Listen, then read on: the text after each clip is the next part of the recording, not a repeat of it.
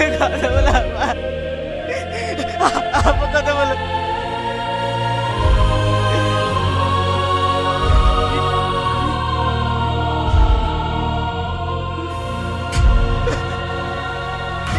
রিয়া, রিয়া, রিয়া কথা বল, রিয়া, রিয়া একবার কথা বল। ও রিয়া, বোন আমার।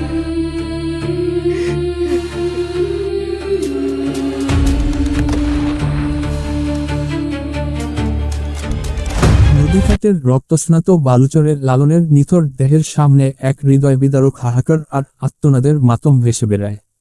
বন্ধুরা দুই হাত ধরে চাকাতে চাকাতে ফুপিয়ে কেঁদে ওঠে, ভাই লালন, কথা বল ভাই, আমাদের ফেলে তুই কোথায় চলে গেলি? ভরা দুপুরে প্রকাশ্যে খাটের বুকে এত বড় একটা নির্মম হত্যাকাণ্ড ঘটে গেলেও ভীতিগ্রস্ত সাধারণ মানুষের মুখ থেকে একটা শব্দ বের হয় না। খবর পেয়ে মির্জাপুর থানার পুলিশ ও সিআইডি টিম এসে উপস্থিত হয়। বড় ইন্সপেক্টর করা গলায় ও চারদিক ঘুরে ঘুরে করা নজরে তদন্তের নির্দেশ দেন। একবারে বুকের ওপরে পাঁজর ফুঁড়ে গুলি চালিয়েছে, নিখুঁতভাবে পয়েন্ট ব্ল্যাঙ্ক রেঞ্জে মারা হয়েছে। আপনাদের মধ্যে কেউ দেখেছেন কে বা কারা গুলি চালিয়েছে? রিঙ্কু ও সুমনের চোখ কান্নায় ছলছল করলেও স্থানীয় ক্ষমতার দাপট আর রাজনৈতিক গুন্ডাদের ভয়ে ভয় পুরো এলাকা নিস্তব্ধ হয়ে থাকে।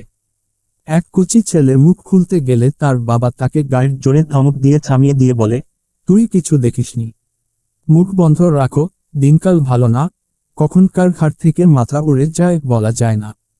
পুলিশ লাশ মর্গে নিয়ে যাওয়ার সময় আশ্বাস দেয় যে কালকের পেপারে বড় খবর ছাপা হবে এবং তদন্ত চলবে। কিন্তু সাধারণ মানুষ খুব ভালো করেই জানে, ঘাট দখল আর রাজকীয় ক্ষমতার লড়াইয়ের পেছনের আসল খুনিদের পরিচয় আর কোনোদিন আলোয় আসবে না। ওদিকে লালনের অকাল মৃত্যু আর পরিবারের ওপর নেমে আসা এক রক্তক্ষয়ী কালবৈশাখীর ধাক্কা সহ্য করতে না পেরে বন্ধু মহলে চিরধারার ফাটল দেখা দেয়। পুলিশের একের পর এক জেরা আর এমএলএ সাইফুলের বাহিনীর হুমকির মুখে পড়ে সুমন নামের বন্ধুটি মানসিক ভয়ে ভেঙে পড়ে। তার বাবা সোজা এসে কলার ধরে টেনে নিয়ে যেতে যেতে জানিয়ে দেয় যে মাস্তান আর পুলিশের ঝামেলায় জড়ানো এই ছেলেদের সাথে আর কোনোদিন দেখা করলে তাকে ত্যায্যপুত্র করা হবে। সুমন কাঁদতে কাঁদতে অন্য বন্ধুদের, আকাশ ও রিঙ্কু কাছে এসে হাতজোড় করে বিদায় জানিয়ে চলে যায়। বিপদের দিনে রক্তমাংসের বন্ধু ছেড়ে চলে গেলেও রিঙ্কু ও আকাশ নিজেদের জায়গায় অটুট থাকে। তারা হাত মেলায় আর প্রতিজ্ঞা করে, মৃত্যু যদি কপালে থাকে তবে তারা হাসি মুখে লড়াই করতে করতে মরবে, কিন্তু লালন ভাইয়ের খুনের বিচার না নিয়ে পিছু হটবে না। এরই মধ্যে নদীঘাটে এক অসহ্য রোদের দুপুরে মাথা ঘুরে যাওয়ার মতো গরম আর বিষাদের আবহ তৈরি হয়। রিঙ্কুর শরীর খারাপ লাগায় আকাশ দূর থেকে বরফের গোলা কিনে আনার জন্য পাঠায়। সেখানে এক বখাটে চেহারার লোক টুনির রাস্তা আটকে দাঁড়ায় এবং নানা বাজে ইঙ্গিতে কথা বলতে শুরু করে। কিন্তু টুনি আগের চেয়ে ভয় পাওয়া মেয়েটি নেই। সে লালনের দেওয়া সাহস আর নিজের আত্মসম্মানের শক্তিতে বলিয়ান হয়ে করা ভাষায় জবাব দেয় এবং এক ঝটকায় তার হাত সরিয়ে দিয়ে বলে, নিজের চাটুকারিতা নিজের কাছে রাখো, আমার সীমানায় পা দিলে ফল ভালো হবে না। বখাটে লোকগুলোকে বিষাক্ত হাসি দিয়ে সেখানে থেকে সরে যায়। ঠিক একই সময়ে গ্রামের এক অন্ধকার ও জরাজীর্ণ ঘরে এক কুৎসিত পারিবারিক চক্রান্তের চূড়ান্ত রূপ দেখা যাচ্ছিল। শতমা এবং এক পাষাণ প্রমোটারের মধ্যে বিপুল পরিমাণ টাকার গোপন লেনদেন চলছিল। এক অনাথ মেয়ের জীবন ও ভবিষ্যৎ এক দলিলে বিক্রি করে দিয়ে শতমা এই নোংরা টাকা পকেট পুড়ছিল।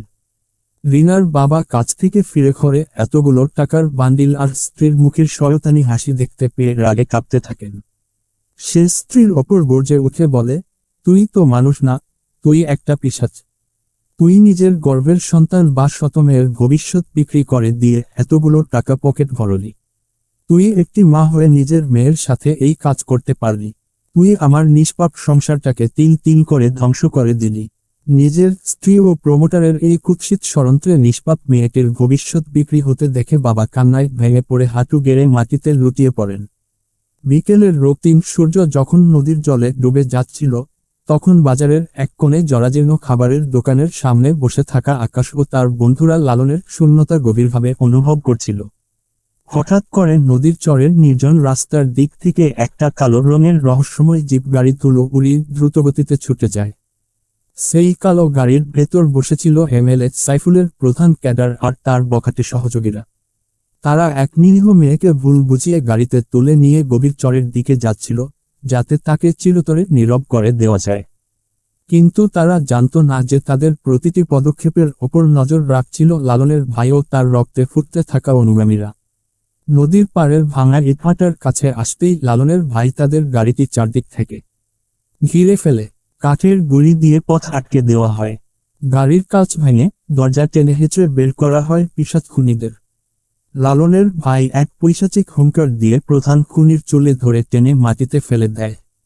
সে গর্জে উঠে বলে, এবার বুঝতে পারছিস তো ভাই হারানোর জ্যান্ত নরক কাকে বলে।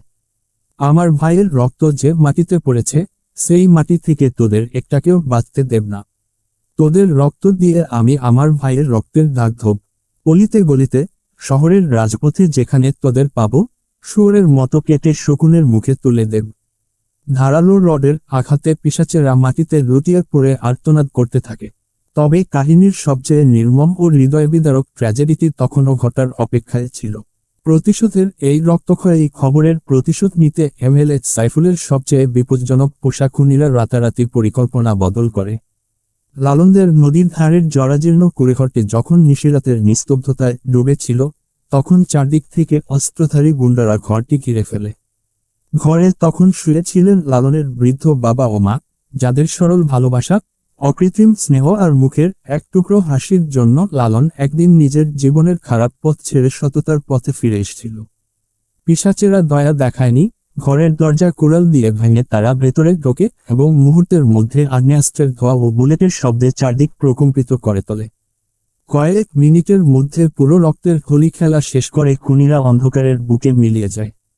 এর কিছুক্ষণ পরেই বাজার থেকে মা বাবার জন্য পছন্দের ওষুধ, চাল আর এক থলে মিষ্টি কিনে নিয়ে হাসিমুখে বাড়িতে পা রাখে আকাশ ও লালনের ভাই। কিন্তু উঠানে পা রাখতেই তাদের হাতের থলে মা মাটিতে পড়ে যায়। সমস্ত উঠান জুড়ে তাজা রক্তের বন্যা, আর তার ওপর নিথর হয়ে পড়ে আছেন তাদের পরম পূজনীয় মা আর বাবা। আকাশ পাগলের মতো ছুটে গিয়ে মায়ের রক্তাক্ত নিথর দেহটি কোলে তুলে নেয়। তার দুই হাত মায়ের বুকে চেপে ধরে চিৎকার করে কাঁদতে কাঁদতে বলতে থাকে, মা, মা কথা বলো না মা, একটু চোখ মেলে তাকাও, দেখো আমি তোমার জন্য ভালো খাবার এনেছি। আব্বা, আব্বা কথা বলো আব্বা, একবার শুধু বলো যে তোমরা ঠিক আছো। কিন্তু কোনো কথা আর ফিরে আসে না।